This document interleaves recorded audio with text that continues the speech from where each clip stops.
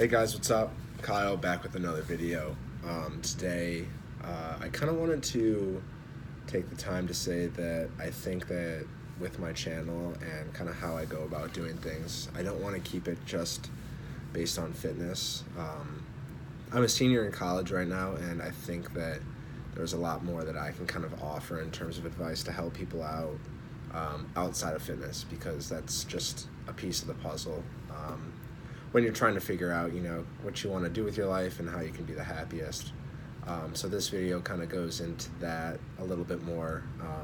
Like I said, since I'm in school, I figured that a lot of people watching could get benefit from hearing advice on what I have when it comes to things outside of just fitness. Things like academics, building yourself professionally, which is what I'm actually going to do in this video.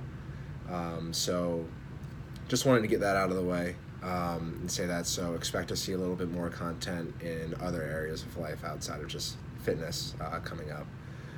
So getting right into what I wanted to talk about today is getting an internship. And I know that internships are something that are becoming a little bit more prevalent today as opposed to what they were years ago. I know that back when my parents were in school, they weren't as concerned about getting internships, and I know now people, especially in the business school, which is what I'm in, have a resume full of more than one internships they do for a couple summers, or they do during the school year. So I think that it's important to kind of give people some firsthand experience and advice on going through the process of getting an internship. It can be a little bit intimidating, especially if you haven't really had any experience with interviews before. I'm going to make a whole different video on interview advice and everything like that in the future. But just going through the process of really getting interviews when it comes to internships.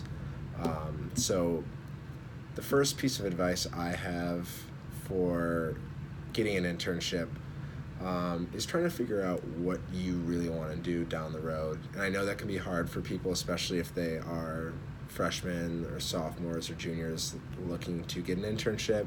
You might not really know what you want to do down the road.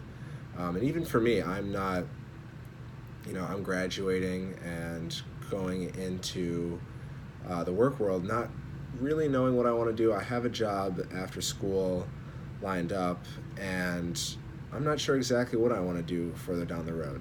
So try to get something in mind that you think that could interest you, and something that you really think fulfills what you want to do with your life, something you can be passionate about. I know everyone says that, but it's important to keep that in mind when looking for your first internship, because if you do something that you don't want to do, then that can kind of lead you down a path of getting into a full-time position that you aren't interested in, and doesn't keep you motivated to keep pushing and trying to make yourself succeed even more. So I think that is the first thing that you should do, is really try to figure out what fulfills you. I'm just gonna be looking at a list down here, guys, so if I keep looking down, that's why. I just want to make sure that I'm getting everything that I have written down said and spoken for.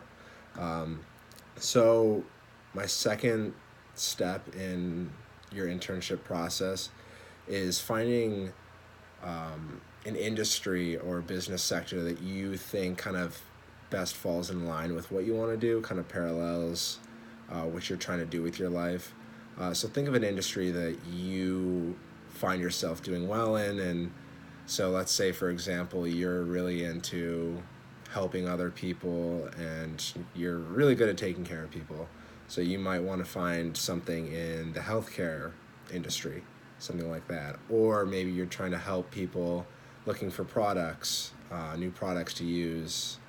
So maybe sales is something that you'd be interested in. So kind of get an idea as to what industry kind of falls in line with what you think fulfills yourself. And then going off of that, getting more specific into that business sector is specifically finding firms that you think do what you want to do. So let's say you really love clothes, so maybe you want to go work for a retailer, or you want to go, I don't know, something like that. I think that is kind of step three. That's the most important thing there, is just kind of refining your search down, getting a little bit more specific with things like that. And then step four would be further researching the firms that you're really interested in. See if they're coming to your campus, see what sorts of networking events they have, things like that. Go on their website, learn a little bit more about them, because when you get into the interview process with these firms, they're going to want to see that you've taken the time and effort to actually go and take a look at what they do and what they've done in the past, to see if you're really interested in working for them. It really helps set you apart from a lot of people, because a lot of people don't do that. So that's going to be pretty important. Going off this, just a little side note is you want to make sure that your resume is up to date if you have one. If you don't have one, make one. Also, I would recommend making a LinkedIn profile so that people can go online and search you and kind of see what you've done in the past, see if there are any mutual connections, things like that. So I can talk about LinkedIns and resumes in a different video, but I think resumes definitely are obviously going to be the most important, because when you go to apply to places, they're going to want you to attach your resume, so they can take a look at what you've done in the past. And for people like sophomores, maybe even juniors that don't have a ton of work experience, again, I'm going to talk about this in a different video, but just include any sort of job experience you have in the past, whether it's part-time jobs in high school, extracurriculars, things like that, because people don't expect you to have a crazy resume, when you're 19, 20 years old in school. They know that you've never really been in the workforce before, and that you don't have much professional experience. So don't get too worried about that. Everyone else is in the same boat as you, so don't worry too much about that. The fifth thing, once you have your resume and you've been researching firms, check with your school to see if they have any career fairs, networking events, things like that coming up that involve the companies that you want to work for. Especially if the companies are in your area, it makes it a lot easier to go out and talk to them, because they're going to be around more. So they're going to be going to career fairs at your school when you host them. They're going to be having networking events, especially if they're larger companies. They're going to want to, bring in potential candidates and kind of talk to people and just get a better idea as to who might be coming into the company. I know with a lot of big schools, they invest a lot of resources into or a lot of big companies, sorry if I said schools, they invest a lot of resources, time, money, employees, coming in to talk to students. They invest a lot of that into potential candidates. So take advantage of it, and they will notice, especially if you are going to multiple events of theirs. That's going to be important.